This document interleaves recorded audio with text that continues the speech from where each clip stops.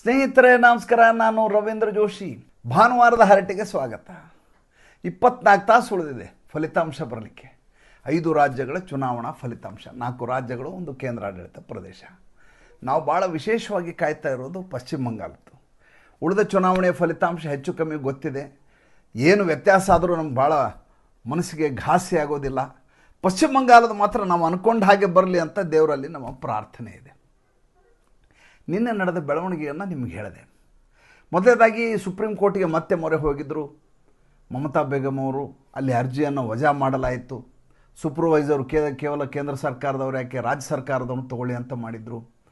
ಅಲ್ಲಿ ಯಶಸ್ವಿ ಆಗಲಿಲ್ಲ. ಜೊತೆಗೆ ನಿನ್ನೆ 15 ಮತಗಟ್ಟೆಗಳಲ್ಲಿ ಮತ್ತೆ ಮರು ಮತದಾನ ಇತ್ತು.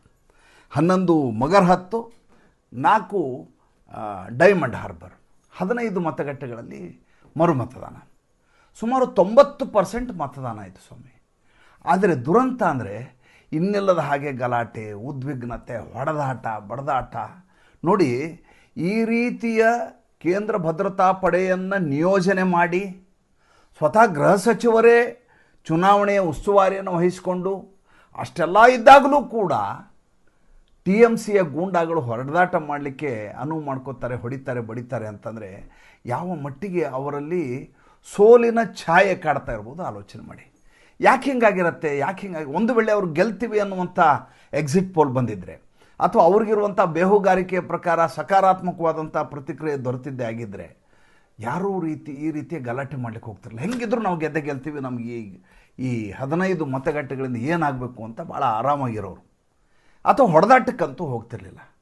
ಯಾವಾಗ ಹೊಡೆದಾಟಕ್ಕೆ ಹೋಗ್ತಾ ಇದ್ದಾರೆ, ಸುಪ್ರೀಂ ಕೋರ್ಟ್ಗೆ ಹೋಗ್ತಾ ಇದ್ದಾರೆ, ಸ್ಟೇಟ್ಮೆಂಟ್ಗಳು ಕೊಡ್ತಾ ಇದ್ದಾರೆ, ಕಿರ್ಚಾಡ್ತಾ ಇದ್ದಾರೆ, ಅಮಿತ್ ಶಾ ಹೆಸರಲ್ಲಿ ಕಲ್ಯಾಣ್ ಬ್ಯಾನರ್ಜಿ ಪತ್ರಿಕಾಗೋಷ್ಠಿ ಮಾಡ್ತಾರೆ ಅಂದರೆ ಅವರಿಗೆ ಸ್ಪಷ್ಟವಾಗಿ ಗೊತ್ತಿದೆ ನಾವು ಈ ಚುನಾವಣೆಯಲ್ಲಿ ಸೋಲ್ತೀವಿ ಅಂತ. ಆದ್ದರಿಂದ ಈ ರೀತಿಯ ಉದ್ವಿಗ್ನತೆ ನೋಡಿ. ಇದ್ರ ಜೊತೆ ಇನ್ನೊಂದು ಡೆವಲಪ್ಮೆಂಟ್ ಆಗಿದೆ. ಇಲ್ಲಿವರೆಗೂ ಯಾರೂ ಈ ಸುದ್ದಿಯನ್ನು ಪ್ರಕಾಶಿಸಿಲ್ಲ. ಅದ್ರ ಬಗ್ಗೆ ಯಾರೂ ವಿಷಯವನ್ನು ನಿನ್ನೆ ರಾತ್ರಿಯವರೆಗೂ ಎಲ್ಲಿಯೂ ನಿಮಗೆ ಇದ್ರ ಬಗ್ಗೆ ಮಾಹಿತಿ ಸಿಕ್ಕಿರಲಿಕ್ಕೆ ಸಾಧ್ಯವೇ ಇಲ್ಲ. ಅದೇನಪ್ಪ ಅಂತಂದರೆ, ಈ ಫಾಲ್ಟಾ ಅನ್ನುವಂಥ ಕ್ಷೇತ್ರ ಇದೆಯಲ್ಲ, ಮಾಲ್ಡಾ ಅಲ್ಲ ಫಾಲ್ಟಾ, 24 ಪರಗಣ ಡಿಸ್ಟ್ರಿಕ್ಟ್ನಲ್ಲಿರುವಂಥದ್ದು. ಇದು ದಕ್ಷಿಣ 24 ಪರಗಣ ಫಾಲ್ಟಾ ಅಂತ. 2 ಮತಕ್ಷೇತ್ರಗಳಲ್ಲಿ ಚುನಾವಣೆ ನಡೀಬೇಕಾಗಿತ್ತು. 1 ಮತಕ್ಷೇತ್ರದ ನಿನ್ನೆ ಮುಗಿದು ಹೋಗಿದೆ. ಇನ್ನೊಂದು ಮತಕ್ಷೇತ್ರದಲ್ಲಿ, ಫಾಲ್ಟಾ ಅನ್ನುವಂಥ ಕ್ಷೇತ್ರದಲ್ಲಿ ಜನ ರೊಚ್ಚಿಗೆದ್ದು ನಿನ್ನೆ ಪ್ರತಿಭಟನೆಯನ್ನು ನಡೆಸಿದರು. ಏನಂದರೆ, ನಮಗೆ TMC ಗೂಂಡಾಗಳು ಹೊಡೆದು ಬಡ್ದು ಮಾಡಿದರು, ನಮಗೆ ಓಟ್ ಹಾಕುವ ಅಧಿಕಾರವನ್ನು ಹಕ್ಕನ್ನು ಕಿತ್ಕೊಳ್ಳುವ ಪ್ರಯತ್ನ ಮಾಡಿದರು, ನಾವು TMCಗೆ ಓಟ್ ಹಾಕಿದ್ದೀವಿ ಅಂತ ಹೇಳಿದರೂ ಕೂಡ ನಮ್ಮನ್ನು ಬಂದು ಹೊಡೆದಿದ್ದಾರೆ. ಆದ್ದರಿಂದ ಇದರ ಕುರಿತಾಗಿ ಮತ್ತೊಂದು ಸಲ ಮತದಾನ ಆಗಬೇಕು. ಎಲ್ಲ ಕಡೆ ಪ್ರತಿಭಟನೆ. ಯಾವ ಮಟ್ಟಿಗೆ ಇದು ಆತಂಕವನ್ನು ಉಂಟು ಮಾಡ್ತೀವಿ, ಉದ್ವಿಗ್ನತೆ ಉಂಟಾಯಿತು ಅಂದರೆ ಕೊನೆಗೆ ಚುನಾವಣಾ ಆಯೋಗ ತೀರ್ಮಾನ ಮಾಡುತ್ತೆ, ಒಟ್ಟು 294 ಮತಕ್ಷೇತ್ರಗಳಿರೋದು ಪಶ್ಚಿಮ ಬಂಗಾಳದಲ್ಲಿ. ಈ ಫಾಲ್ಟಾವನ್ನು ಹೊರತುಪಡಿಸಿ ಉಳಿದ 293 ಮತಕ್ಷೇತ್ರಗಳಲ್ಲಿ ಮಾತ್ರ ಚುನಾವಣೆಯ ಮತ ಎಣಿಕೆಯನ್ನು ನಾಳೆ ನಡೆಸಲಿದ್ದಾರೆ. ಒಂದು ಮತಕ್ಷೇತ್ರದ ಕತೆ ಏನಪ್ಪ ಅಂದರೆ, ಮೇ 21ನೇ ತಾರೀಕಿಗೆ ಅಲ್ಲಿರುವಂಥ 285 ಬೂತ್ಗಳಿದಾವಲ್ಲ, ಮತಗಟ್ಟೆಗಳು, ಆ 285 ಮತಗಟ್ಟೆಗಳಲ್ಲಿಯೂ ಕೂಡ ಸಂಪೂರ್ಣವಾಗಿ ಮರುಮತದಾನವನ್ನು ನಡೆಸಿ ಅದರ ಫಲಿತಾಂಶವನ್ನು 24ನೇ ತಾರೀಕು ಅದನ್ನು ಪಬ್ಲಿಷ್ ಮಾಡ್ತಾರೆ, ಪ್ರಕಟಿಸ್ತಾರೆ. ಅಂದರೆ ಇಷ್ಟೆಲ್ಲ ಮಾಡಿಯೂ ಕೂಡ ಇವರ ಅರಾಜಕತೆ, ಇವರ ಆಟಾಟೋಪ, ಇವರ ಆರ್ಭಟ ಹೇಗಿದೆ ಆಲೋಚನೆ ಮಾಡಿ. ಸೆಡ್ಡು ಹೊಡೆದು ನಿಂತಂಥ ಜ್ಞಾನೇಶ್ ಕುಮಾರ್, ಸೆಡ್ಡು ಹೊಡೆದು ನಿಂತಂಥ ಕೇಂದ್ರ ಗೃಹ ಸಚಿವ, ಇಡೀ ಕೇಂದ್ರ ಭದ್ರತಾ ಸಂಯೋಜನೆ ಎಲ್ಲವೂ ಇದ್ದೂ ಕೂಡ ಜನ ತಮ್ಮ ಅಳಲನ್ನು ಹೇಳ್ಕೊತಾರೆ, ತಮಗೆ ಮತದಾನ ಮಾಡಲಿಕ್ಕೆ ಭಾಳ ರೀತಿ ತೊಂದರೆ ಆಯಿತು ಅಂತ ಹೇಳ್ತಾರೆ. ಅಂದಮೇಲೆ ಚುನಾವಣಾ ಆಯೋಗವೇ ಇನ್ನೊಂದು ಸಲ ಮರುಮತದಾನಕ್ಕೆ ಸಿದ್ಧ ಆಗಿದೆ ಅಂದರೆ ಯಾವ ಮಟ್ಟಿನ ಸ್ಥಿತಿ ಇರಬಹುದು, ಸುಮ್ಮನೆ ಆಲೋಚನೆ ಮಾಡಿ ನೋಡಿ. ಈ ದೇಶದಲ್ಲಿ ಇಲ್ಲಿವರೆಗೂ ಈ ಚುನಾವಣೆ ಆಗಿದೆ ಸ್ವಾಮಿ. ಯಾವ ಚುನಾವಣೆಯಲ್ಲಿಯೂ ಕೂಡ ಸೋತಿರುವಂಥ ಪಕ್ಷ ಇದು ನಿಷ್ಪಕ್ಷಪಾತವಾಗಿ ನಡೆದಿದೆ. ಈ ಚುನಾವಣೆಯಲ್ಲಿ ಯಾವುದೇ ರೀತಿಯಾದಂಥ ರಿಗ್ಗಿಂಗ್ ಆಗಿಲ್ಲ. ನಾವು ಮತದಾರರ ಅಭಿಪ್ರಾಯಕ್ಕೆ ತಲೆಬಾಗಿದ್ದೇವೆ ಅಂತ ಹೇಳಿದಂಥ ರಾಜಕಾರಣಿಗಳು ಯಾರು ಇದ್ರೆ ನನಗೆ ದಯವಿಟ್ಟು ತೋರಿಸಿ. 2004ರಲ್ಲಿ ಮೊಟ್ಟ ಮೊದಲ ಬಾರಿಗೆ ಈ ದೇಶದಲ್ಲಿ ಒಂದೇ ಒಂದು ಸಾಲಿನ ಶರಾವನ್ನು ಬರೆದು ತಾನು ಜನರ ಆದೇಶಕ್ಕೆ ತಲೆಬಾಗಿದ್ದೇನೆ, ಶಿರಸಾಹ ವಹಿಸಿ ತಲೆಬಾಗಿದ್ದೇನೆ ಅಂತ ಹೇಳಿದಂಥ ಏಕಮೇವ ವ್ಯಕ್ತಿ ಯಾರಾದರೂ ಇದ್ದರೆ ಅದು ಅಟಲ್ ಬಿಹಾರಿ ವಾಜಪೇಯಿ. ಅದು ಎಂಥ ಚುನಾವಣೆ ನೆನೆಸ್ಕೊಳ್ಳಿ. ನನಗೆ ಇನ್ನೂ ತುಂಬ ಕಣ್ಣಿಗೆ ಕಟ್ಟಿದಂಗಿರುವಂಥ ಚುನಾವಣೆ ಅದು. ಎಂಥ ಕೆಲಸವನ್ನು ಮಾಡಿದರು ಅಟಲ್ ಬಿಹಾರಿ ವಾಜಪೇಯಿ ಅಂದರೆ ವಾಪಸ್ ಅವ್ರದೇ ಸರ್ಕಾರ ಅಂತ ಖಚಿತ ಆಗಿಬಿಡ್ತು. ಇಂಡಿಯಾ ಈಸ್ ಶೈನಿಂಗ್ ಅನ್ನುವಂಥ ಘೋಷಣೆ ಅದಕ್ಕೆ. ಪ್ರಮೋದ್ ಮಹಾಜನ್ 6 ತಿಂಗಳ ಮುಂಚೆ ಚುನಾವಣೆ ಮಾಡೋಣ, ಜನರಿಗೆ ನಿಮ್ಮ ಬಗ್ಗೆ ಭಾಳ ದೊಡ್ಡ ಮಟ್ಟದ ಒಲವಿದೆ, ಈಗ ನಾವು ಚುನಾವಣೆ ಮಾಡಿದರೆ ಅದ್ಭುತವಾದಂಥ ಯಶಸ್ಸು ಸಿಗ್ತದೆ ಅಂಥೇಳಿ ಅವರನ್ನು ಪುಸಲಾಯಿಸಿ ಬೇಗ ಚುನಾವಣೆಯನ್ನು ಮಾಡಿಸಿದ. ನೋಡಿದರೆ ಚುನಾವಣೆಯಲ್ಲಿ ಭಾರತೀಯ ಜನತಾ ಪಾರ್ಟಿ NDAಗೆ ಬರಬೇಕಾದಂಥ ಸೀಟುಗಳು ಬರಲಿಲ್ಲ. ಹಾಗಂತ ಕಾಂಗ್ರೆಸ್ಸಿಗೂ ಬರಲಿಲ್ಲ. ಆದರೆ ಕಾಂಗ್ರೆಸ್ಸು ಕೋಮುವಾದಿ ಪಕ್ಷವನ್ನು ಹೊರಗಿಡ್ತೀನಿ ಅಂಥೇಳಿ ಉಳಿದ ಎಲ್ಲ ಕಲಸು ಮೇಲೋಗರವನ್ನು ಮಾಡಿ ಮಿಸಳಭಾಜಿ ಮಾಡಿ ತನ್ನದೇ ಆದಂಥ UPAವನ್ನು ಸ್ಥಾಪಿಸಿಕೊಂಡು ತಾನೇ ಅದರ ಚೇರ್ಪರ್ಸನ್ ಆಗಿ ಇಟಲಿಯ ಸೋನಿಯಾ ಗಾಂಧಿಯವರು ಅದರ ಪ್ರಧಾನಮಂತ್ರಿ ಆಗಬೇಕು ಅನ್ನುವಂಥ ಹಠ ಹಿಡಿದು ಕೊನೆಗೆ ಮನಮೋಹನ್ ಸಿಂಗ್ನ ಮಾಡಿ ತಾವು ಚೇರ್ಪರ್ಸನ್ ಆಗಿ ಕೂತ್ಕೊಂಡ್ರು. ಆ ಒಂದೇ ಒಂದು ಸಂದರ್ಭದಲ್ಲಿ ಈ ದೇಶದ ಮತದಾರರ ಅಭಿಪ್ರಾಯಕ್ಕೆ ಅವರ ಇದಕ್ಕೆ ಮನಸ್ಥಿತಿಗೆ ತಲೆಬಾಗಿದ್ದೇನಂತ ಹೇಳಿದಂಥ ಏಕಮೇವ ವ್ಯಕ್ತಿ ಅಟಲ್ ಬಿಹಾರಿ ವಾಜಪೇಯಿ. ಅದಾದಮೇಲೆ 2014ಕ್ಕೆ ಬಂತು. 2014ರಲ್ಲಿ ಚುನಾವಣೆ ಮಾಡಿದ್ದು ಯಾರು ಸ್ವಾಮಿ? ಕಾಂಗ್ರೆಸ್ನವ್ರು ಚುನಾವಣೆ ಮಾಡಿದರು. ಯಾಕೆಂದರೆ 2004ರಿಂದ 2014ವರೆಗೂ ಅವ್ರದ್ದೇ ಅಧಿಕಾರ ಇದ್ದದ್ದು. 2014ರಲ್ಲಿ ಚುನಾವಣೆ ಮಾಡ್ತಾರೆ. ಹೇಳ ಹೆಸರಿಲ್ಲದ ಹಾಗೆ ಕಾಂಗ್ರೆಸ್ಸು ವಾಶೌಟ್ ಆಗಿ 44 ಸ್ಥಾನಕ್ಕೆ ಬರುತ್ತೆ, 44 ಸೀಟ್ಸ್. ಅಂದರೆ ಒಟ್ಟು ಸೀಟುಗಳ 10%ಗೂ ಬರಲಾರದ ಸ್ಥಿತಿಗೆ ಬಂದು ನಿಲ್ತಾರೆ. ನಿಂತಹ ಸಂದರ್ಭದಲ್ಲಿ ಹೇಳ್ತಾರೆ, ಇನ್ನಿಲ್ಲದ ಹಾಗೆ ಹೇರಳವಾಗಿ ಈ ಚುನಾವಣೆಯಲ್ಲಿ ರಿಗ್ಗಿಂಗ್ ಆಗಿದೆ ಅಥವಾ ಮಾಲ್ ಪ್ರಾಕ್ಟೀಸಸ್ ಆಗಿದ್ದಾವೆ, ಈ ಚುನಾವಣೆ ಫಲಿತಾಂಶವನ್ನು ನಾವು ಒಪ್ಪಿಕೊಳ್ಳಿಕ್ಕೆ ತಯಾರಿಲ್ಲ ಅಂತ ಚುನಾವಣೆಯ ಫಲಿತಾಂಶದ ಬಗ್ಗೆ ಅಪಸ್ವರವನ್ನು ಸೋನಿಯಾ ಗಾಂಧಿ, ಕಾಂಗ್ರೆಸ್ಸು, ಇತರ ಪಕ್ಷಗಳು ಮಾಡ್ತಾರೆ. ಚುನಾವಣೆ ಮಾಡಿದ್ದವರು, ಆರೋಪ ಮಾಡಿದ್ದು ನರೇಂದ್ರ ಮೋದಿ ಅವರ ಮೇಲೆ. ಕೇಂದ್ರ ಸರ್ಕಾರದ ರಾಜಕೀಯ ಹೊಸ ವ್ಯಕ್ತಿ, ಗುಜರಾತಿನ ಮುಖ್ಯಮಂತ್ರಿ, ಕೇಂದ್ರದ ಈ MP ಆದವರಲ್ಲ, ಏನು ಆದವರಲ್ಲ, ಸಚಿವರಾದವರಲ್ಲ, ಏನಲ್ಲ, ಹೊಸ ವ್ಯಕ್ತಿ, ತಾಜಾ ಬಂದಂಥ ರಾಜಕಾರಣಕ್ಕೆ ಬಂದಂಥವ್ರ ಮೇಲೆ ಆರೋಪ ಶುರು ಮಾಡಿದರು. ಅಂದರೆ ಈ ದೇಶದಲ್ಲಿ ನೋಡಿ, ಈಗ ಪಶ್ಚಿಮ ಬಂಗಾಳದಲ್ಲಿ ನಡೀತಾ ಇದೆ. ಪಶ್ಚಿಮ ಬಂಗಾಳದ ಪ್ರತಿ ಅಭ್ಯರ್ಥಿಗೂ ಕೂಡ ತಾನು ಗೆಲ್ತೇನೋ ಸೋಲ್ತೇನೋ ಅಂತ ಸ್ಪಷ್ಟವಾಗಿ ಗೊತ್ತಿದೆ. ಜನರಿಗಿದ್ರಿಗೆ ಅವ್ರು ಏನು ಬೇಕಾದರೂ ಹೇಳ್ಬೋದು. ಆದರೆ ಈ ಕುಣಾಲ್ ಘೋಷ್ ಇರಬಹುದು, ಯಾರೇ ಇರಬಹುದು, ಅವರಿಗೆ ವಾಸ್ತವವಾಗಿ ತನಗೆ ಈ ಸೀಟ್ನಲ್ಲಿ ಗೆಲ್ತೇನೋ ಇಲ್ಲೋ ಅಂತ ತುಂಬ ಚೆನ್ನಾಗಿ ಗೊತ್ತಿರುತ್ತೆ. ಮಮತಾ ಬೇಗಮ್ಗೆ ಎಷ್ಟು ಸ್ಪಷ್ಟವಾಗಿ ಗೊತ್ತಿದೆ ಕಾಳಿಘಾಟಲ್ಲಿ ಅವರ ಕಾನ್ಸ್ಟಿಟ್ಯೂಯೆನ್ಸಿನಲ್ಲಿ ನಾನು ಸೋಲ್ತೀನಿ ಅಂಥೇಳಿ, ಅಂದರೆ ಭವಾನಿಪುರದಲ್ಲಿ. ಹೀಗಾಗಿ ಆಕೆ ಆ ರೀತಿಯ ಚಡಪಡಿಸಿ ಅವತ್ತಿನಿಂದ ಇವತ್ತಿನವರೆಗೂ ಹೋರಾಟ ಮಾಡ್ತಾನೆ ಇದ್ದಾರೆ. ಬೆಳಗ್ಗೆ ಎದ್ದರೆ ಎಲ್ಲಿ ಹೋಗಲಿ, ಏನು ಮಾಡಲಿ ಅನ್ನುವಂಥ ಸ್ಥಿತಿಯಲ್ಲಿ ಅವರು ಓಡಾಡ್ತಾ ಇದ್ದಾರೆ. ಒಂದು ವೇಳೆ ಚುನಾವಣೆಯಲ್ಲಿ ಗೆದ್ದರು ಅಂತ ತಿಳ್ಕೊಳ್ಳಿ, ದುರದೃಷ್ಟವಶಾತ್ ಮಮತಾ ಬೇಗಮ್ ಅವ್ರ ಪಕ್ಷ ಗೆದ್ದು ಬಿಟ್ಟರೆ ಈ ಪಶ್ಚಿಮ ಬಂಗಾಳದಲ್ಲಿ ಆಗುವಂಥ ಹಿಂಸಾಚಾರ ಇದೆಯಲ್ಲ, ನೀವು 60 ದಿವಸಕ್ಕೋಸ್ಕರ ನೀವು ಎಲ್ಲ ಭದ್ರತಾ ಸೇನೆಯನ್ನು ತಂದು ಮಾಡಿರಬಹುದು. ನೀನು ಏನಾಯ್ತು ಸ್ವಾಮಿ, ಮತಗಟ್ಟೆ ಹತ್ರ ಅಷ್ಟೆಲ್ಲ ಆಗಿಯೂ ಹೆಂಗೆ ಗಲಾಟೆ ಆಯಿತು? ಕೇಂದ್ರ ಭದ್ರತಾ ನಿಯೋಜನೆ ಆಗಿತ್ತು, ಕೇವಲ 15 ಮತಗಟ್ಟೆಗಳು. ಏನು ಇಡೀ ಪಶ್ಚಿಮ ಬಂಗಾಳದಲ್ಲಿ ಚುನಾವಣೆ ನಡೀತಾ ಇಲ್ಲ, ನಡೆದದ್ದೇ 15ರಲ್ಲಿ ನಿಭಾಯಿಸಲಿಕ್ಕೆ ಆಗಲಾರದಷ್ಟು ಗಲ್ಲಿನಲ್ಲಿ ಹೊಡೆದಾಡ್ಲಿಕ್ಕೆ ಶುರು ಮಾಡಿದರೆ ಮನೆಗೂ ಒಬ್ಬ ಭದ್ರತಾ ಸಿಬ್ಬಂದಿಯನ್ನು ನೇಮಿಸಬೇಕಾದ ಅನಿವಾರ್ಯತೆ ಬರುತ್ತೆ. ಮಮತಾ ಬೇಗಮ್ ಗೆದ್ದರೆ ಹೋದ ಸಲ ಆದದ್ದಕ್ಕಿಂತ ಹೆಚ್ಚಿನ ಹಿಂಸಾಚಾರ ಮಾಡಲಿಕ್ಕೆ ಅವರ ಕಾರ್ಯಕರ್ತರು ಗೂಂಡಾಗಿರಿಗೆ ಸಿದ್ಧರಾಗಿರ್ತಾರೆ. ಏಕೆಂದರೆ ಅವರೀಗ ಸಂಪೂರ್ಣವಾಗಿ ಶೋಷಿತರು ಅಂತ ತಮ್ಮನ್ನು ತಾವು ಪರಿಭಾವಿಸಿದ್ದಾರೆ. ನಮಗೇನೂ ಗಲಾಟೆ ಮಾಡಲಿಕ್ಕೆ ಅವಕಾಶನೇ ಕೊಡಲಿಲ್ಲ ಇವರು, ಬಿಡಬಾರ್ದು ಇವ್ರು ನಾನು. ಇನ್ನು ಗೆದ್ದರು ಅಂತ ತಿಳ್ಕೊಳ್ರಿ. ಗೆದ್ದರೆ ಅಮಿತ್ ಶಾ ಭಾಳ ಸ್ಪಷ್ಟವಾಗಿ ಹೇಳಿದ್ದಾರೆ, ಯಾವುದೇ ಕಾರಣಕ್ಕೂ ಈ ರೀತಿಯ ಹಿಂಸಾಚಾರವನ್ನು ಭಾರತೀಯ ಜನತಾ ಪಾರ್ಟಿ ಕೇಡರ್ನವ್ರು ಮಾಡಿಕೊಡೋದು. ಯಾಕೆ ಮಾಡಿಕೊಡೋದು? ಯಾಕೆ ಅಂದರೆ TMC ಅವರು ಗೂಂಡಾಗಿರಿ ಮಾಡ್ತಾರೆ ಅಂತ ನಿಮ್ಗೆ ಓಟ್ ಕೊಟ್ಟಿದ್ದಾರೆ. ನೀವು ಗಲಾಟೆ ಮಾಡೋದಾದರೆ ನಿಮ್ಮನ್ನ ಯಾಕೆ ಆಯ್ಕೆ ಮಾಡಬೇಕು? ನಿಮ್ಮ ಅಗತ್ಯವೇ ಇರೋದಿಲ್ಲ. ಒಂದು. ಎರಡನೇದ್ದು, ಈ ಪೊಲೀಸರು ಇರ್ತಾರಲ್ಲ, ಪೊಲೀಸರದೊಂದು ಭಾಳ ವಿಶೇಷವಾದಂಥ ಮನಸ್ಥಿತಿ ಇರುತ್ತೆ. ಏನಂದರೆ ಯಾರು ಮಾಲಕರು ಅವ್ರಿಗೆ ಸೆಲ್ಯೂಟ್ ಹೊಡ್ತಾರೆ, ಯಾರೇ ಮಾಲಕರು. ಇವತ್ತು ಸಿದ್ದರಾಮಯ್ಯ ಮುಖ್ಯಮಂತ್ರಿ, ಎಲ್ಲಿ ಹೋದರೂ ಆತನಿಗೆ ಸೆಲ್ಯೂಟ್ ಕೊಡ್ತಾರೆ. ಅದೇ ಜಾಗಕ್ಕೆ ಭಾರತೀಯ ಜನತಾ ಪಾರ್ಟಿ ಮುಖ್ಯಮಂತ್ರಿ ಬಂದರು ಅಂತ ತಿಳ್ಕೊಳ್ಳಿ, ಅದಕ್ಕಿಂತ ಖಡಕ್ ಸೆಲ್ಯೂಟನ್ನು ಆ ಮುಖ್ಯಮಂತ್ರಿಗೆ ಇದೇ ಪೊಲೀಸರು ಆಫೀಸರ್ಗಳು ಹೊಡಿತಾರೆ. ಅಂದರೆ ಯಾರು ಮಾಲಕರು ಅವರಿಗೆ ಗೌರವ ಅಂತ. ತಕ್ಷಣ ಅವರ ನಿಯತ್ತು ನಿಷ್ಠೆ ಆಡಳಿತ ಪಕ್ಷಕ್ಕೆ ಶಿಫ್ಟ್ ಆಗಿಬಿಡುತ್ತೆ. ಈ TMCಯ ಗೂಂಡಾಗಿರಿ ಮಾಡುವಂಥ ಪೊಲೀಸರು ಏನಿದಾರಲ್ಲ, ಇಷ್ಟು ಪೊಲೀಸರು ಈ TMCಯ ಪರವಾಗಿ ಹೋರಾಟ ಮಾಡ್ತಾ ಇದ್ದಾರೆ. ನಾಳೆ ರಿಸಲ್ಟ್ ಬಂದ ಮಾರನೇ ದಿವಸ ಭಾರತೀಯ ಜನತಾ ಪಾರ್ಟಿಯ ಪರವಾಗಿ ರಿಸಲ್ಟ್ ಬಂದ ತಕ್ಷಣ ಇದ್ದಕ್ಕಿದ್ದ ಹಾಗೆ ಸುವೇಂದು ಅಧಿಕಾರಿ ಹೀರೋ ಆಗಿಬಿಡ್ತಾರೆ. ಅವ್ರಿಗೆ ಖಡಕ್ ಸೆಲ್ಯೂಟ್ ಬೀಳ್ತದೆ, ಅವರ MLAಗಳಿಗೆ ಖಡಕ್ ಸೆಲ್ಯೂಟ್ ಬೀಳುತ್ತೆ. ಈ TMC ಗೂಂಡಾಗಳೇನಿದಾರಲ್ಲ ಇವ್ರ ಬಗ್ಗೆ ಪೊಲೀಸರು ತುಂಬ ಚೆನ್ನಾಗಿ ಗೊತ್ತಿದೆ. ಅಟ್ಟಿಸಿಕೊಂಡು ಹೋಗಿ ಅವ್ರನ್ನ ಹೊಡಿತಾರೆ. ಅವ್ರಿಗೆ ಯಾವುದೇ ರೀತಿಯದಾದಂಥ ಮುಲಾಜು ರಿವಾಜು ಏನೂ ಇರೋದಿಲ್ಲ. ಅವ್ರಿಗೆ ಯಾರು ಮಾಲಕರು ಅವ್ರು ಹೇಳ್ದಂಗೆ ಕೇಳಬೇಕು ಅಷ್ಟೇ ಪೊಲೀಸರಿಗೆ ಗೊತ್ತಿರೋದು. ಬೆಲ್ಟ್ ತೆಗಿ ಹೊಡಿ ಅಷ್ಟೇ ಗೊತ್ತಿರೋದು. ಅವಾಗ ಕೇಂದ್ರದ ಭದ್ರತಾ ಸಿಬ್ಬಂದಿಯ ಅಗತ್ಯವೇ ಬೀಳೋದಿಲ್ಲ. 60 ದಿವಸಕ್ಕೆ ಬೇಕು ಅಂತ ಕೇಂದ್ರ ಗೃಹ ಸಚಿವಾಲಯ ಹೇಳಿದೆ. ಆ್ಯಕ್ಚುಲಿ ಇರೋದು ಹೇಗೆ ಅಂದರೆ, ಚುನಾವಣೆ ಆಗಿ ಚುನಾವಣೆಯ ಫಲಿತಾಂಶ ಬಂದು ಪ್ರಮಾಣ ಪತ್ರವನ್ನು ವಿತರಿಸಿದ ಮೇಲೆ ಒಂದು ಸಲ ರಾಜ್ಯಪಾಲರಿಗೆ ಅದರ ರಿಸಲ್ಟ್ ಶೀಟನ್ನು ಹಸ್ತಾಂತರ ಮಾಡಿದ ಮೇಲೆ ಚುನಾವಣಾ ಆಯೋಗದ ಕೆಲಸ ಮುಗೀತು. ಒಂದು ಸಲ ಸರ್ಕಾರ ರಚನೆ ಆಗಿಬಿಟ್ರೆ ಮುಗೀತು ಅವ್ರ ಕೆಲಸ. ಅದಾದಮೇಲೆ ಚುನಾವಣಾ ಆಯೋಗ ತಾನು ಅದನ್ನು ಮಾಡು ಇದನ್ನು ಮಾಡು ಅಂತ ಅಲ್ಲಿ ಸರ್ಕಾರದಲ್ಲಿ ಯಾವುದೇ ರೀತಿಯಾದಂಥ ಅಲ್ಲಿ ಎಕ್ಸಿಕ್ಯೂಟಿವ್ ಪವರ್ ಅದಕ್ಕೆ ಇರೋದಿಲ್ಲ. ಅವಾಗ ತಕ್ಷಣದಲ್ಲಿ ಅಲ್ಲಿರುವಂಥ ರಾಜ್ಯಪಾಲರು ಅಥವಾ ಸರ್ಕಾರ ರಚನೆ ಆಗಿಲ್ಲ ಅಂದರೆ ಕೇಂದ್ರ ಗೃಹ ಸಚಿವಾಲಯ ತೀರ್ಮಾನ ಮಾಡುತ್ತೆ. ಈಗ ಕೇಂದ್ರ ಗೃಹ ಸಚಿವಾಲಯ 60 ದಿವಸಕ್ಕೆ ಬೇಕು ಅಂತ ಹೇಳ್ತಾ ಇರೋದು.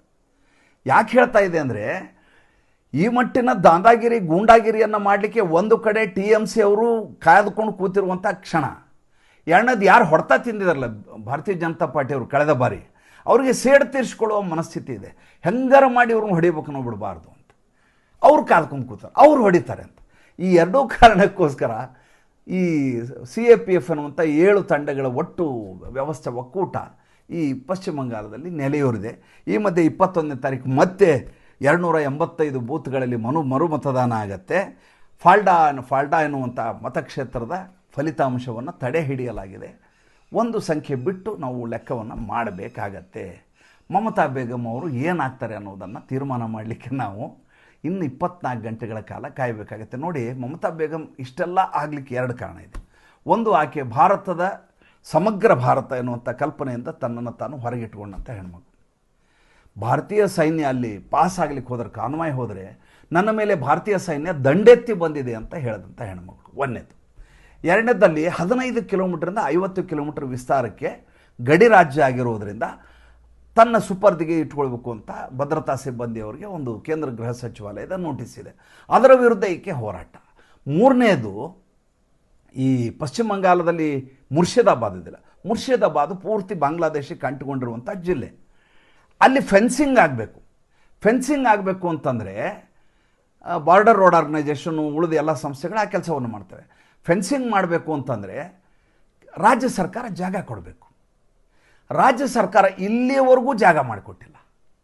ಮಮತಾ ಬೇಗಂ ಇಲ್ಲಿವರೆಗೂ ಅವರಿಗೆ ಫೆನ್ಸಿಂಗ್ ಮಾಡಲಿಕ್ಕೆ ಅವಕಾಶ ಕೊಟ್ಟಿಲ್ಲ. ಯಾಕೆ ಕೊಟ್ಟಿಲ್ಲ ಅಂದರೆ, ಆ ಕಡೆಯಿಂದ ವಲಸೆ ಬರುವ ಮತ್ತು ವಲಸೆ ಬಂದವರು ಇಲ್ಲಿ ದುಡ್ದು, ಅಲ್ಲಿ ಹೆಂಗಿದೆ ಸಿಸ್ಟಮ್ ಅಂದರೆ, ಸೋಮವಾರ ದಿವಸ ಎಲ್ಲ ಬರ್ತಾರೆ, ಇಲ್ಲಿ ಬಂದು ಶನಿವಾರದವರೆಗೂ ಎಷ್ಟು ಬೇಕೋ ಎಲ್ಲ ದುಡ್ಕೋತಾರೆ, ತೊಗೊಂಡು ಬಾಂಗ್ಲಾದೇಶಕ್ಕೆ ಹೋಗ್ತಾರೆ, ಮತ್ತೆ ಮುಂದಿನ ಸೋಮವಾರ ಬರ್ತಾರೆ. ಈ ರೀತಿ ಮಾಡುವಂಥ ಲಕ್ಷ ಜನ ಇದ್ದಾರಂತೆ. ಜೊತೆಗೆ ಬಂದು ಇಲ್ಲಿಯೇ ಸೆಟ್ಲ್ ಆದವ್ರ ಸಂಖ್ಯೆ ಅಂತೂ ಲೆಕ್ಕವೇ ಇಲ್ಲ. ಹೀಗಿರುವಾಗ ಆ ಫೆನ್ಸಿಂಗ್ ಆಗಲಾರದ ಹಾಗೆ ಮಮತಾ ಬೇಗಂ ನಿರಂತರವಾಗಿ ಪ್ರಯತ್ನ ಮಾಡಿಕೊಂಡಿದ್ದಾರೆ. ಈ ಕೆಲಸ ಪೂರೈಸಲಾರದೇ ಇರಲಿಕ್ಕೆ ಕಾರಣ ಏನಂದರೆ, ತಾನೊಬ್ಬ ಸ್ವಾಯತ್ತ ತನ್ನದೇ ಆದಂಥ ಪ್ರತ್ಯೇಕ ದೇಶ ಎನ್ನುವಂಥ ಮನಸ್ಥಿತಿಯಲ್ಲಿ ಮಮತಾ ಬೇಗಂ ಇದ್ದಾರೆ. ನೋಡಿ, ಕೇಂದ್ರ ಸರ್ಕಾರದ ಯಾವ ಯೋಜನೆಗಳು ಕೂಡ ಅಲ್ಲಿ ಅನುಷ್ಠಾನಗೊಂಡಿರುವುದಿಲ್ಲ. ಪ್ರಧಾನಮಂತ್ರಿ ಬಂದಾಗ ಶಿಷ್ಟಾಚಾರ ಇರೋದಿಲ್ಲ. ಅಲ್ಲಿ ಹೋಗಿ ಮುಖ್ಯಮಂತ್ರಿ ನಿಲ್ಲೋದಿಲ್ಲ, ಚೀಫ್ ಸೆಕ್ರೆಟರಿ ಹೋಗಿ ನಿಲ್ಲೋದಿಲ್ಲ, DGP ಹೋಗಿ ನಿಲ್ಲೋದಿಲ್ಲ. ಕೇಳಿದರೆ ಬರ್ತಾರೆ ಹೋಗ್ತಾರೆ, ಅವ್ರು ನಾವ್ಯಾಕೆ ನೋಡ್ಕೋಬೇಕು ಅಂತ ಮಮತಾ ಬೇಗಂ ಹೇಳ್ತಾರೆ. ದ್ರೌಪದಿ ಮುರ್ಮು ಇಷ್ಟು ವರ್ಷದಲ್ಲಿ ಬಂದದ್ದೇ 2 ಸಲ. ಆವಾಗ 4 ದಿವಸಕ್ಕೆ ಒಂದ್ಸಲ ಬಂದು ಹೋದ್ರೆ ಆಕಿನ ಕಾಯ್ಕೊಂಡು ಕೂರಕ್ಕಾಗತ್ತಾ ಅಂತ ಇದೇ ಮಮತಾ ಬೇಗಂ ಹೇಳಿದರು. ಆ ರೀತಿಯದಾದಂಥ ಹುಚ್ಚುಚ್ಚಾರ ಆಲೋಚನೆ ಮಾಡುವಂಥ, ತನ್ನನ್ನು ತಾನು ಒಬ್ಬ ಸುಪ್ರೀಮ್ ಲೀಡರ್ ಅಂತ ಅಂದ್ಕೊಂಡಿರುವಂಥ ಮಮತಾ ಬೇಗಂಗೆ ಒಂದು ರೀತಿಯ ಮತಿಭ್ರಮಣೆ ಉಂಟಾಗಿದೆ, ವಿಭ್ರಮಿತರಾಗಿದ್ದಾರೆ. ಆದ್ದರಿಂದ ಈ ರೀತಿ ಚಡಪಡಿಸ್ತಾ ಇದ್ದಾರೆ. ಆಕೆಗೆ ಫಲಿತಾಂಶವೇ ಬಹುಶಃ ಮುಲಾಮಾಗತ್ತೆ. ಒಂದು ಮಾತನ್ನು ಭಾಳ ಚಂದ ವಿಶ್ಲೇಷಕರು ಹೇಳಿದರು. ಏನು ಅಂದರೆ, ಸೋತರೆ ಆಕೆಯ ಸ್ಥಿತಿ ಹೇಗಿರುತ್ತೆ ಅಂದರೆ, ಮಹಾರಾಷ್ಟ್ರದಲ್ಲಿ ಶರದ್ ಪವಾರ್ ಪರಿಸ್ಥಿತಿ ಆಗಿದೆಯಲ್ಲ, ಆ ಸ್ಥಿತಿಗೆ ಮಮತಾ ಬೇಗಂ ಹೋಗ್ತಾರೆ ಅಂತ. ದೇವ್ರ ಮೇಲ್ಗಡೆ ತಥಾಸ್ತು ಅಂತ ಇರ್ತಾನಂತೆ, ಹಂಗೆ ಅಂದುಬಿಟ್ರೆ ಸಾಕು ಅಂತ ನಾನು ಅಂದ್ಕೊಳ್ಳೋದು. ಆಮೇಲೆ ಕೊನೆಯದಾಗಿ ಒಂದು ಸಣ್ಣ ಕಥೆಯನ್ನು ಹೇಳಿ ಇವತ್ತಿನ ಸಂಚಿಕೆಯನ್ನು ಮುಗಿಸ್ತೇನೆ. ನಾಳೆ ಬೆಳಗ್ಗೆ ಮತ್ತೆ ಚುನಾವಣೆ ಹಣಾಹಣಿಗೆ, ಮತದಾನದ ಹಣಾಹಣಿಗೆ ನೀವು ಸಿದ್ಧರಾಗೋಣ. ನಾಳೆ ಸಂಚಿಕೆಗಳು ಜಾಸ್ತಿ ಇರ್ತವೆ. ಬೆಳಗ್ಗೆ 8 ಗಂಟೆಗೆ ಯಥಾ ಪ್ರಕಾರ ಹೋಗುತ್ತೆ. ಅದಾದಮೇಲೆ 11 ಗಂಟೆಗೆ 2ನೇ ಬುಲೆಟಿನ್ನು, ಆಮೇಲೆ 2 ಗಂಟೆಗೆ 3ನೇ ಬುಲೆಟಿನ್ನು, 5 ಗಂಟೆಗೆ 4ನೇ ಬುಲೆಟಿನ್ನು, ರಾತ್ರಿ 8 ಗಂಟೆಗೆ, ಹೀಗೆ ನಿರಂತರವಾಗಿ ನಾನು ತಮ್ಮ ಸಂಪರ್ಕದಲ್ಲಿರ್ತೀನಿ. ಎಷ್ಟು ಹೆಚ್ಚು ಮಾಹಿತಿಗಳನ್ನು, ವಿಶ್ಲೇಷಣೆಗಳನ್ನು ಕೊಡಲಿಕ್ಕೆ ಸಾಧ್ಯವೋ ಸಂಪೂರ್ಣವಾಗಿ ಬಸಿದು ತಮಗೆ ಅರ್ಪಿಸುವ ಕೆಲಸವನ್ನು ಮಾಡ್ತೀನಿ. ಒಂದು ದೊಡ್ಡ ದೇವಸ್ಥಾನ, ಸಹಸ್ರಾರು ಜನ ಭಕ್ತರು ಆ ದೇವಸ್ಥಾನಕ್ಕೆ ಬರ್ತಾರೆ. ಒಂದು ಶಿವಾಲಯ ಅನ್ಕೊಳ್ಳಿ. ಶಿವಾಲಯದಲ್ಲಿ ಸಂಜೆ ಗೋಧೂಳಿ ಸಮಯದಲ್ಲಿ ಮಹಾಮಂಗಳಾರತಿಗೆ ಭಕ್ತರ ದಂಡೇನೆ ಇರ್ತಾರೆ. ಒಬ್ಬ ಹುಡುಗ ಅಲ್ಲಿ ಪ್ರತಿ ದಿವಸ ಸಂಜೆ ದೊಡ್ಡ ಗಂಟೆ ಇರ್ತಲ್ಲ, ಆ ಗಂಟೆಯನ್ನು ಹೊಡೆಯೋ ಕೆಲಸ ಮಾಡ್ತಾ ಇರ್ತಾನೆ. ಹೇಗೆ ಗಂಟೆ ಮೊಳಗ್ತಾ ಇರುತ್ತೆ ಅಂದರೆ, ಸಾಕ್ಷಾತ್ ಕೈಲಾಸದಿಂದ ಶಿವ ಕೆಳಗಡೆ ಇಳಿದು ಭೂಮಿಯ ಮೇಲೆ ನರ್ತನ ಮಾಡಬೇಕು, ರುದ್ರ ನರ್ತನ. ಅಷ್ಟು ಸುಂದರವಾದ ಆತನ ಗಂಟೆ ಮೊಳಗಿಸುವಂಥ ಶೈಲಿ, ಅದರಲ್ಲೊಂದು ಲಯ. ಬಂದವರೆಲ್ಲ ದೇವರ ಕಡೆ ಲಕ್ಷ್ಯ ಕೊಟ್ಟು ನಮಸ್ಕಾರ ಮಾಡೋ ಬದಲು ಈತ ಬಾರಿಸುವ ಶೈಲಿಯನ್ನು ನೋಡಿ ಮಾರು ಹೋಗ್ತಾ ಇರ್ತಾರೆ. ಆತ ಕಣ್ಣು ಮುಚ್ಚಿಕೊಂಡು ಶಿವನನ್ನು ಧ್ಯಾನಿಸ್ತಾ ದಿವ್ಯವಾಗಿ ಗಂಟೆಯನ್ನು ಬಾರಿಸ್ತಾ ಇರ್ತಾನೆ. ಇದಕ್ಕಿದ್ದ ಹಾಗೆ ಒಂದು ಟ್ರಸ್ಟ್ ಬದಲಾವಣೆ ಆಗುತ್ತೆ ಆ ದೇವಸ್ಥಾನದಲ್ಲಿ. ಟ್ರಸ್ಟ್ ಬದಲಾವಣೆ ಆದ ತಕ್ಷಣ ಈತನನ್ನು ಕೆಲಸದಿಂದ ತೆಗೆದುಹಾಕಲಾಗುತ್ತೆ. ಈತನಿಗೆ ಭಾಳ ಬೇಸರ ಆಗುತ್ತೆ. ಕಾರಣ ಏನು ಅಂತ ಕೇಳಿದಾಗ, ನಮ್ಮಲ್ಲಿರುವಂಥ ಎಂಪ್ಲಾಯಿಗಳಲ್ಲಿ ಎಲ್ರಿಗೂ ಇಂಗ್ಲೀಷ್ ಬರಬೇಕು, ನೀನೊಬ್ಬ ಇಂಗ್ಲೀಷ್ ಬರಲಾರ್ದವನು, ನೀನು ಇಟ್ಕೊಳ್ಳಿಕ್ಕಾಗಲ್ಲ ಅಂತ ಹೇಳ್ತಾನೆ. ಗಂಟೆ ಬಾರಿಸೋದಕ್ಕೂ ದೇವಸ್ಥಾನದ ಪರಿಚಾರಿಕೆಯನ್ನು ಮಾಡೋದಕ್ಕೂ ಸೇವೆ ಮಾಡೋದಕ್ಕೂ ಇಂಗ್ಲೀಷ್ಗೂ ಏನು ಸಂಬಂಧ ಅಂತ. ಇಲ್ಲ ನಮ್ಮಲ್ಲಿ ರೂಲ್ಸ್ ಮಾಡಿದ್ದೀವಿ, ಇನ್ನು ಮುಂದೆ ನಮ್ಮಲ್ಲಿರುವಂಥ ಇವರೆಲ್ಲ ಎಲ್ಲರೂ ಇಂಗ್ಲೀಷ್ ಬರ್ತಾ ಇರಬೇಕು. ಆ ಟ್ರಸ್ಟಿನ ಒಂದು ನಿಯಮಾವಳಿ. ತುಂಬ ಬೇಸರ ಆಗತ್ತೆ ಹುಡುಗನಿಗೆ. ಏನು ಮಾಡಬೇಕು ಅರ್ಥ ಆಗೋದಿಲ್ಲ. ಎದುರುಗಡೆ ಒಂದಷ್ಟು ಜಾಗ ಇರುತ್ತೆ. ಆತನಿಗೆ ಒಂದು ಕಲೆ ಇರುತ್ತೆ, ಅದ್ಭುತವಾದ ಕಲೆ. ಹೇಗೆ ಗಂಟೆಯನ್ನು ಬಾರಿಸುವ ಕಲೆ ಇರುತ್ತೋ, ತುಂಬ ಚೆನ್ನಾಗಿ ಚಹಾ ಮಾಡ್ತಾ ಇರ್ತಾನೆ. ಅಲ್ಲೊಂದು ಜಾಗ ಮಾಡಿಕೊಂಡು ಚಹಾ ಮಾಡಿ ಮಾರಲಿಕ್ಕೆ ಶುರು ಮಾಡ್ತಾನೆ ರೀ. ದೇವಸ್ಥಾನಕ್ಕೆ ಬಂದಂಥ ಭಕ್ತರೆಲ್ಲ ಬಂದು ಈತನ ರುಚಿಕಟ್ಟಾದಂಥ ಚಹಾ ಕುಡಿಲಿಕ್ಕೆ ಬರಲಿಕ್ಕೆ ಶುರು ಮಾಡ್ತಾರೆ. ಯಾವ ಮಟ್ಟಿಗೆ ಭಕ್ತರು ಅಲ್ಲಿ ಬರಲಿಕ್ಕೆ ಶುರು ಮಾಡ್ತಾರೆ ಅಂದರೆ, ದೇವಸ್ಥಾನಕ್ಕೆ ಬಂದವರೆಲ್ಲ ಅಲ್ಲಿ ಚಹಾ ಕುಡಿದಿದ್ದೀರಾ ಅಂತ ಕೇಳಬೇಕು, ಅಷ್ಟು ಯಶಸ್ವಿಯಾಗಿಬಿಡ್ತಾನೆ ಈತ. ಇದ್ದಕ್ಕಿದ್ದ ಹಾಗೆ ಪಕ್ಕದ ಕಟ್ಟಡವನ್ನು ತಗೋತಾನೆ, ಅಲ್ಲಿ ಬಿಲ್ಡಿಂಗ್ ಕಟ್ಸ್ತಾನೆ, ದೊಡ್ಡ ಹೋಟೆಲ್ ಮಾಡ್ತಾನೆ, 2ನೇ ಹೋಟೆಲ್ ಮಾಡ್ತಾನೆ, 3ನೇ 16 ಹೋಟೆಲ್ಗಳನ್ನು ಈತ ನಿರ್ಮಿಸ್ತಾನೆ, ಮಾಲೀಕನಾಗ್ತಾನೆ. ಇಷ್ಟರಲ್ಲಿ ದೇವಸ್ಥಾನದ ಕಮಿಟಿ ಮತ್ತೆ ಬದಲಾಗುತ್ತೆ. ಮುಂದೆ ಕಾಲಘಟ್ಟದಲ್ಲಿ ಬೇರೆ ಟ್ರಸ್ಟ್ ಚೇಂಜ್ ಆಗುತ್ತೆ. ದೇವಸ್ಥಾನದ ಜೀರ್ಣೋದ್ಧಾರ ಮಾಡಬೇಕು ಅಂತ ತೀರ್ಮಾನ ಮಾಡ್ತಾರೆ ಟ್ರಸ್ಟ್ ಸದಸ್ಯರು. ಬಜೆಟ್ ಮಾಡ್ತಾರೆ. ಜೀರ್ಣೋದ್ಧಾರಕ್ಕೆ ಎಷ್ಟು ಬೇಕು? 2.5 ಕೋಟಿ ರೂಪಾಯಿ ಬೇಕು. ಸಣ್ಣ ಊರು, ಕಲೆಕ್ಷನ್ ಮಾಡ್ಲಿಕ್ಕೆ ಹೋಗ್ತಾರೆ. 2.5 ಕೋಟಿ ರೂಪಾಯಿ ಸಂಗ್ರಹ ಆಗೋದಿಲ್ಲ. ಒಬ್ಬರು ಯಾರು ಹೇಳ್ತಾರೆ, ಆ ಹೋಟೆಲ್ನ ಓನರು, ಸುಮಾರು 16 ಹೋಟ್ಲಿದ್ದವನು, ಅವನ ಹತ್ರ ಹೋಗಿ ನಾವು ಕೇಳೋಣ, ಅವನು ಸ್ವಲ್ಪ ಸಹಾಯ ಮಾಡ್ಬೋದು, ಒಂದು 5 ಲಕ್ಷ 10 ಲಕ್ಷ ಆದರೂ ಕೊಡ್ಬೋದು, ಕೇಳೋಣ. ಟ್ರಸ್ಟ್ನ ಎಲ್ಲ ಸದಸ್ಯರು ಈತನ ಹೋಟೆಲ್ ಬರ್ತಾರೆ. ಬಂದ್ಕೊಳ್ಳಿ, ಈತ ಚಹಾ ಕೊಡ್ತಾನೆ. ಈಗ ಜೀರ್ಣೋದ್ಧಾರ ಆಗಬೇಕು, ಎಷ್ಟು ಬೇಕು ದುಡ್ಡು? ಇಲ್ಲ, ಅದು 2.5 ಕೋಟಿ ರೂಪಾಯಿ ಬಜೆಟ್ ಮಾಡಿ, ನೀವು ಎಷ್ಟಾದ್ರು ಕೊಡಿ. ಇಡೀ 2.5 ಕೋಟಿ ರೂಪಾಯಿನ ನಾನು ನಿಮ್ಗೆ ಕೊಡ್ತೀನಿ, ಆದರೆ ನನಗೆ ಒಂದು ಸೇವೆಗೆ ಅವಕಾಶ ಕೊಡ್ಬೋದು. ಏನು ಅಂತ, ನಾನು ಸಂಜೆ ಬಂದು ಶಿವನ ಎದುರುಗಡೆ, ಈಶ್ವರನ ಎದುರುಗಡೆ ಗಂಟೆ ಬಾರಿಸ್ಬೇಕು. ಅವರೆಲ್ಲ ಅವಾಕ್ಕಾಗ್ತಾರೆ. ಏನಿದು? ತನ್ನ ಹೆಸರು ಹಾಕು ಅಂತ ಹೇಳ್ಬೋದು, ಅಥವಾ ತನ್ನೊಂದು ಫೋಟೋ ಹಾಕು ಅಂತ ಹೇಳ್ಬೋದು, ತಮ್ಮ ಅಪ್ಪ ಅಮ್ಮನ ಫೋಟೋ ಹಾಕು ಅಂತ ಹೇಳ್ಬೋದು. ಈ ರೀತಿಯಾದಂಥ ನಿರೀಕ್ಷೆ ಇರುತ್ತೆ ಅಂತ ಅವ್ರು ಅಂದ್ಕೊಂಡಿರ್ತಾರೆ. ಏನು ಹೇಳ್ತಾನೆ ಷರತ್ತು ಅಂತ ಕೇಳಿದ್ರೆ, ನಾನು ಬಂದು ಗಂಟೆ ಬಾರಿಸ್ಬೇಕು ಅಂತಲ್ಲಿ ಏನಿದು. ಅಲ್ಲಿ ಒಬ್ಬ ಉಪದ್ವ್ಯಾಪಿ ಇರ್ತಾನೆ ಅಂತಾನೆ. ಈತ ಚೆಕ್ಕನ್ನು ಬರೀಲಿಕ್ಕೆ ಶುರು ಮಾಡ್ತಾನೆ. ಈತ ಚೆಕ್ ಬರೋ ಬದಲು ಥಮ್ನ ಈ ಎಡಗೈ ಹೆಬ್ಬಟ್ಟಿನ ಗುರುತನ ಅಂಟಿಸ್ತಾನೆ. ಏನು ರೀ, ಓದಿದ್ರಿ ಏನಾಗ್ತಿತ್ತು, ನೀವು ಓದಿದ್ರಿ ಇನ್ನೆಲ್ಲಿ ಹೋಗ್ತಿದ್ರಿ ನೀವು ಅಂತ ಉಪದ್ವ್ಯಾಪಿ ಹೇಳ್ತಾನೆ. ನೀವು ಹೆಬ್ಬಟ್ಟು ಓದ್ತಾ ಇದ್ರಿ, ಬೈ ಚಾನ್ಸ್ ಎಜುಕೇಷನ್ ಆಗಿದ್ರಿ, ಎಲ್ಲಿ ಹೋಗಿರ್ತಿದ್ರಿ ನೀವು? ಶಿವನ ಇಚ್ಛೆ. ಆದ್ದರಿಂದ ಆತ ನನಗೆ ಶಿಕ್ಷಣವನ್ನು ಮಾಡಲಿಕ್ಕೆ ಹೇಳಿಲ್ಲ, ನನ್ನ ಎದುರಿಗೆ ಇರುವಂಥ ದೇವಸ್ಥಾನದ ಎದುರುಗಡೆ ಕೂಡಿಸ್ಕೊಂಡಿದ್ದಾನೆ. ದೇವರ ಇಚ್ಛೆ ಮುಂದೆ ಯಾವುದೂ ಇಲ್ಲ. ಆಯಿತು, ನೀವು ಗಂಟೆ ಬಾರಿಸ್ತೀನಿ ಅಂದರೆ ಯಾಕೆ? ಇಲ್ಲ, ನಮ್ಮ ಇದೇ ದೇವಸ್ಥಾನದಲ್ಲಿ ಅವತ್ತು ನನಗೆ ಗಂಟೆ ಬಾರಿಸಲಿಕ್ಕೆ ಅವಕಾಶ ಕೊಡದೆ ಹೋಗಿದ್ದರಿಂದ ಇವತ್ತು ನಾನು ಇಷ್ಟು ಧನಿಕನಾಗಲಿಕ್ಕೆ ಸಾಧ್ಯ ಆಯಿತು. ಬಹುಶಃ ಶಿವನಿಚ್ಛೆ ಇರಬೇಕು. ನನ್ನ ಸೇವೆಗೆ ಆತ ಸಾಕ್ಷಾತ್ಕಾರಗೊಂಡು, ಆತ ಸಂತೃಪ್ತಗೊಂಡು ನನಗೆ ನೀನು ಜೀವನವನ್ನು ಮಾಡು ಅಂತ ಕಳಿಸಿದ್ದಾನೆ. ಆದ್ದರಿಂದ ಆತನ ಸೇವೆಯನ್ನು ಮಾಡ್ತೀನಿ. ಎಂಥ ಮಾತು! ಭಾನುವಾರ ತಮ್ಮ ಬದುಕು ಉಲ್ಲಾಸಮಯವಾಗಿರಲಿ. ನಾಳು ಬೆಳಗಿನ ಬೆಳಗು ನಮಗೆ ಶುಭ ಸಮಾಚಾರವನ್ನು ನೀಡಲಿ. ನಮಸ್ಕಾರ.